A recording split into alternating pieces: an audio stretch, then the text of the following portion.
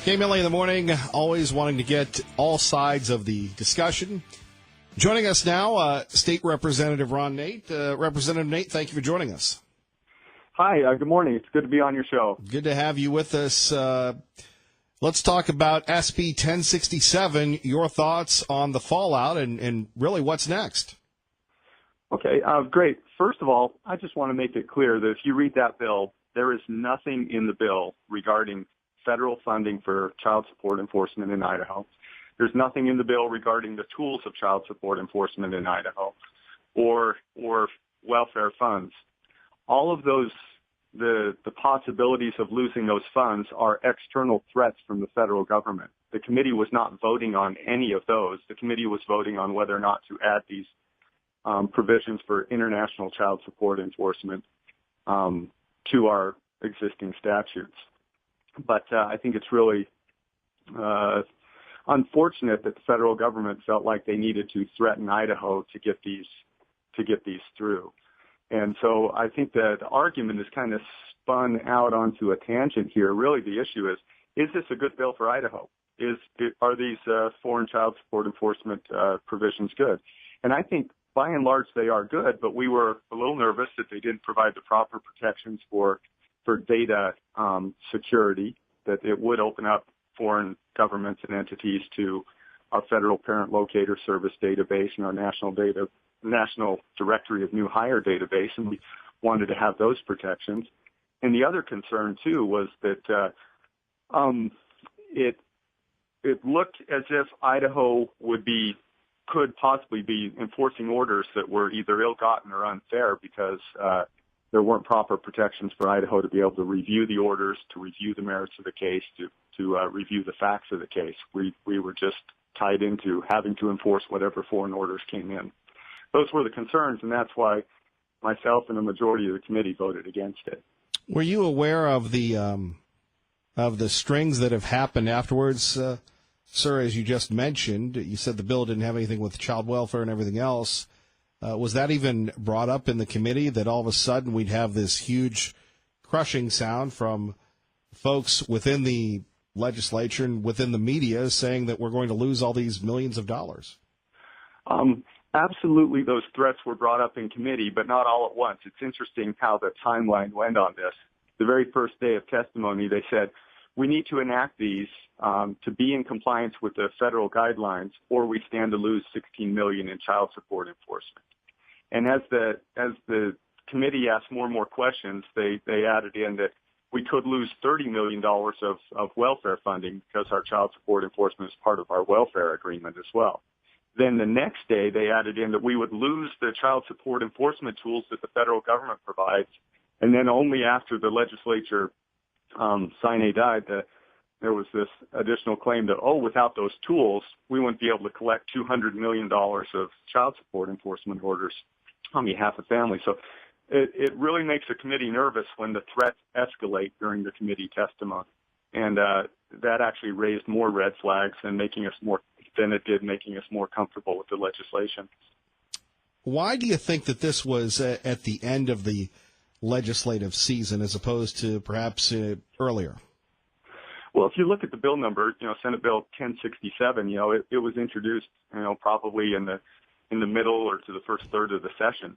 And it went through the Senate, and by the time it got over to the House, we were to the last 2 weeks. But it was held in committee for at least a week. I was asking the committee chairman, when are we going to hear this? But it wasn't first presented to us until the Thursday. And on that Thursday, many of us thought that Thursday might be the last day of the session.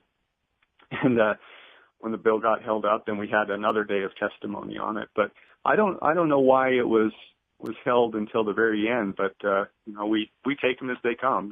It's the prerogative of leadership and the committee chairs about when we hear things. State Representative Ron Nate with us, Kevin Miller in the morning, 580 KIDO.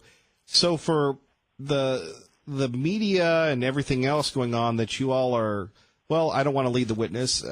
What are you hearing about your decision on this, sir? In your own words, uncensored, unfiltered.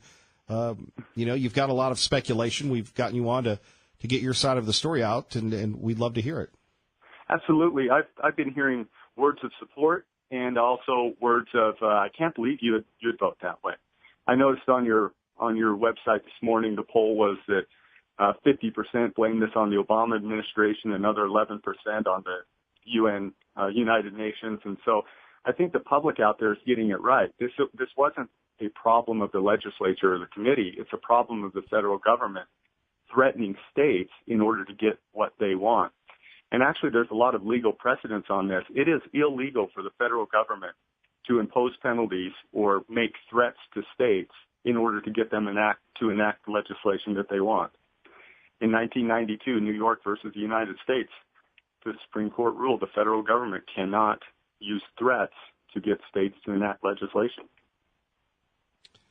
Representative Nate, where do we go from here? Do you believe that there should or will be a special session? I do not think there should be a special session. And here's the reason why, is because we were willing to pass this legislation if we could put in those proper protections. And they weren't hard to do. I mean, we had the amendments drafted to do that. But they told us, the Department of Health and Welfare said, no, we cannot add a word, we can't take away a word. It has to be exactly verbatim. That's the federal requirement. And if that's the case, I think we're at an impasse. Coming back, I think the committee would say, look, without these protections, we're uncomfortable with this legislation. And the law is on our side here, saying the federal government cannot follow through on these threats. Also, another case I forgot to mention was the National Federation of Independent Businesses versus Sebelius. This was the Obamacare Supreme Court challenge. And in that ruling, the Supreme Court said the federal government cannot force states to accept Medicaid expansion by threatening to take away Medicaid money. And this case is exactly like that. As we continue on here at 580 KIDO, what about the loss of funding? Because most of us on the radio and other forms of media, sir, are going, well, we're going to lose all this money. It's doom and gloom for Idaho, doom and gloom for the GOP. You're right in the middle of this. Well, I have two things to say about that. First of all, I don't think they can take away the money. Like I said, the legal precedence is there that they cannot threaten to take away money by to force us into legislation that we're uncomfortable with. And number two, even if for some reason they set a new precedent in the courts and reversed themselves and took away the money, really what's only at risk is the child support enforcement money, $16 million. And we're going to be about $100 million ahead of revenue projections this year. Idaho can handle it on their own. If the federal government wants to take away the child support enforcement tools, they're not only hurting Idaho, they're hurting all 49 other states, because those tools allow Idaho to do its work, but it allows those other states to do their work with Idaho. And so I don't think the federal government can credibly take away those tools from us and the other 49 states. Let's quickly go to the phones. We go to Bob in Boise at 580 KIDO. Good morning, Bob. Good morning, Kevin.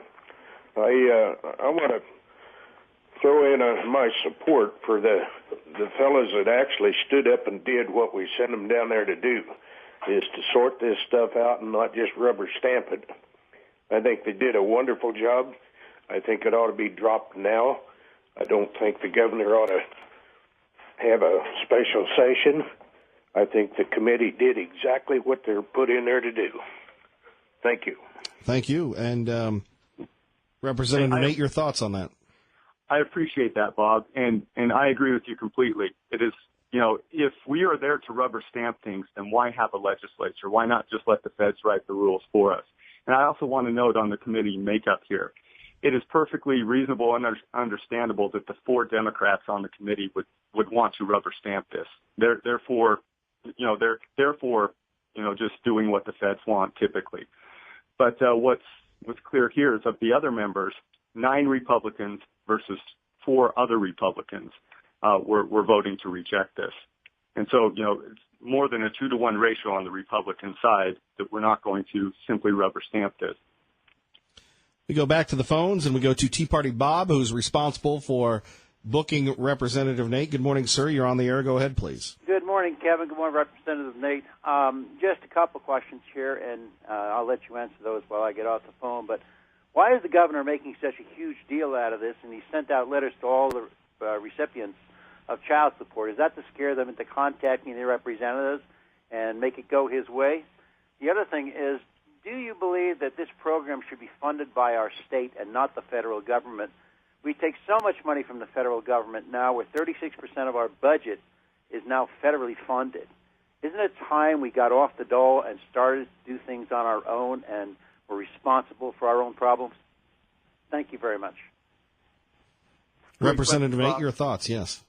Yeah, as far as the governor directing to send out those letters, I do think it's a scare tactic, and I think it's unfortunate. It wasn't so long ago that we had this same governor who was party to a lawsuit suing the federal government over Obamacare, them trying to force that on the states. Now it seems like we have a complete 180 where the governor is encouraging and cajoling the legislature into doing whatever the feds say for the fear of losing $16 million or whatever the threat is. And the second part of the question, forgive me, Bob, what was the second part of the question? Well, he just talked about, do you believe that Idaho is too dependent on the feds and should be funding our own programs? Exactly. I think Idaho is too dependent on the feds. 36% of our budget is too much to depend on the feds. And noted author Vernon Howard once said, a good measure of freedom is the number of things that you can walk away from. And if we can't walk away from federal dollars or another federal mandate, we are not truly free. Idaho, to the extent that we fund and do things ourselves, are truly free. We found it with Common Core that they threaten to take away money, therefore all the districts have to run the SBAT test. Time and time again, every time we try and come up against the federal government, they threaten to take away money. They threaten to impose different rules and sanctions on us. And we're finding that we are becoming a subsidiary or even slaves of the federal government because they control all the strings. Representative Nate, we appreciate it. We'd love to have you back.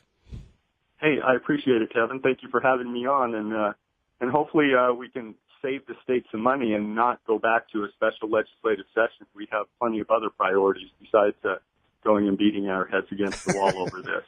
And I also want to note that the members of the committee, we love children.